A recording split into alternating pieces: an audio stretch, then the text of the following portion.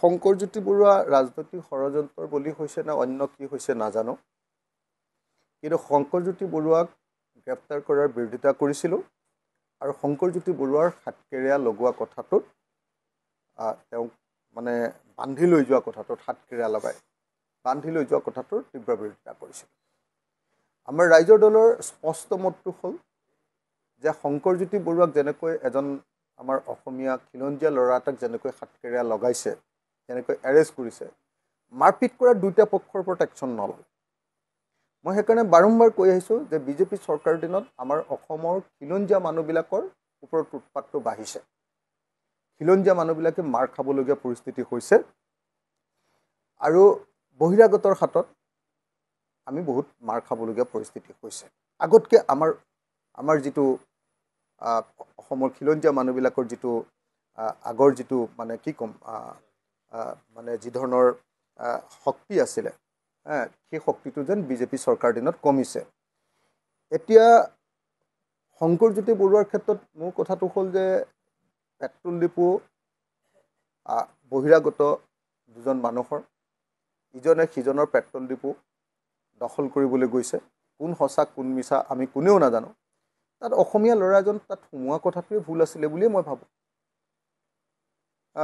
কিয় সোমাব লাগে লোকৰ পেট্ৰল ডিপুৰ কথাটোত, মই তেনেকৈ ভাবোঁ। আৰু সেইকাৰণে মই তেওঁক ছাজেষ্ট কৰিম, মোতকৈ সৰু কাৰণে মই তেওঁক ছাজেষ্ট কৰিম, পৰামৰ্শ দিম যে ভৱিষ্যতে এনেকুৱা কামবিলাকত যাব নালাগে। শংকৰজ্যোতিয়ে ইয়াৰ আগতে প্ৰদূষণ ছাত্ৰ সন্থাৰ পৰা তেওঁ বিতাড়িত হ'বলগীয়া হৈছে, আঁতৰি দিবলগীয়া হৈছে, এটা বিতৰ্কিত কথা। আকৌ এটা বিতৰ্কিত কথাত তেওঁ আকৌ জড়িত হৈছে।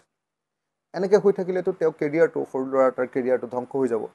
বেলেগে ইনচিষ্ট কৰি থাকিব, বেলেগে উচতনি দি থাকিব। কিন্তু মোৰ কাৰণে কথাটো হ'ল যে নহয়, আমাৰ খিলঞ্জীয়া ল'ৰা এটা তাৰ ভৱিষ্যত যদি ভাল হ'ব লাগে, সিটো মানে সঠিক পথলৈ আহিব লাগিব। গতিকে মই আশা কৰিছোঁ যে শংকৰজ্যোতি বৰুৱাক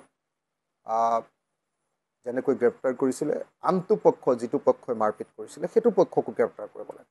শংকৰজ্যোতি বৰুৱা ৰাজনৈতিক ষড়যন্ত্ৰৰ বলি হৈছে না অন্য কি হৈছে নাজানো, কিন্তু শংকৰজ্যোতি বৰুৱাক গ্ৰেপ্তাৰ কৰাৰ বিৰোধিতা কৰিছিলোঁ আৰু শংকৰজ্যোতি বৰুৱাৰ হাতকেৰেয়া লগোৱা কথাটোত তেওঁক মানে বান্ধি লৈ যোৱা কথাটোত হাতকেৰেয়া লগাই বান্ধি লৈ যোৱা কথাটোৰ তীব্ৰ বিৰোধিতা কৰিছিলোঁ।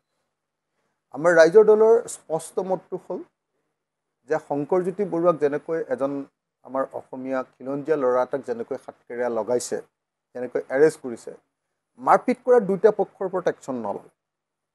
মই সেইকাৰণে বাৰম্বাৰ কৈ আহিছোঁ যে বিজেপি চৰকাৰৰ দিনত আমাৰ অসমৰ খিলঞ্জীয়া মানুহবিলাকৰ ওপৰত উৎপাতটো বাঢ়িছে, খিলঞ্জীয়া মানুহবিলাকে মাৰ খাবলগীয়া পৰিস্থিতি হৈছে আৰু বহিৰাগতৰ হাতত আমি বহুত মাৰ খাবলগীয়া পৰিস্থিতি হৈছে। আগতকৈ আমাৰ যিটো অসমৰ খিলঞ্জীয়া মানুহবিলাকৰ যিটো আগৰ যিটো মানে কি ক'ম মানে যি ধৰণৰ শক্তি আছিলে, সেই শক্তিটো যেন বিজেপি চৰকাৰ দিনত কমিছে। এতিয়া শংকৰজ্যোতি বৰুৱাৰ ক্ষেত্ৰত মোৰ কথাটো হ'ল যে পেট্ৰল ডিপু বহিৰাগত দুজন মানুহৰ ইজনে সিজনৰ পেট্ৰল ডিপু দখল কৰিবলৈ গৈছে। কোন সঁচা কোন মিছা আমি কোনেও নাজানো। তাত অসমীয়া ল'ৰা এজন তাত সোমোৱা কথাটোৱে ভুল আছিলে বুলিয়ে মই ভাবোঁ। কিয় সোমাব লাগে লোকৰ পেট্ৰল ডিপুৰ কথাটোত, মই তেনেকৈ ভাবোঁ। আৰু সেইকাৰণে মই তেওঁক ছাজেষ্ট কৰিম, মোতকৈ সৰু কাৰণে মই তেওঁক ছাজেষ্ট কৰিম, পৰামৰ্শ দিম যে ভৱিষ্যতে এনেকুৱা কামবিলাকত যাব নালাগে। শংকৰজ্যোতিয়ে ইয়াৰ আগতে প্ৰদূষণ ছাত্ৰ সন্থাৰ পৰা তেওঁ বিতাড়িত হ'বলগীয়া হৈছে, আঁতৰি দিবলগীয়া হৈছে, এটা বিতৰ্কিত কথা। আকৌ এটা বিতৰ্কিত কথাত তেওঁ আকৌ জড়িত হৈছে। এনেকৈ হৈ থাকিলেতো তেওঁ কেৰিয়াৰটো, সৰু ল'ৰা এটাৰ কেৰিয়াৰটো ধ্বংস হৈ যাব। বেলেগে ইনচিষ্ট কৰি থাকিব, বেলেগে উচতনি দি থাকিব। কিন্তু মোৰ কাৰণে কথাটো হ'ল যে নহয়, আমাৰ খিলঞ্জীয়া ল'ৰা এটা তাৰ ভৱিষ্যত যদি ভাল হ'ব লাগে, সিটো মানে সঠিক পথলৈ আহিব লাগিব। গতিকে মই আশা কৰিছোঁ যে শংকৰজ্যোতি বৰুৱাক যেনেকৈ গ্ৰেপ্তাৰ কৰিছিলে, আনটো পক্ষ যিটো পক্ষই মাৰপিট কৰিছিলে সেইটো পক্ষকো গ্ৰেপ্তাৰ কৰিব লাগে। আপুনি বিচৰা বাতৰি পাব কেৱল নিউজ 18 এপত। নিউজ 18 এপ ডাউনলোড কৰিবলৈ স্কেন কৰক এই QR কোড। গুগল প্লে ষ্টৰতো পাব এই নিউজ 18 এপ।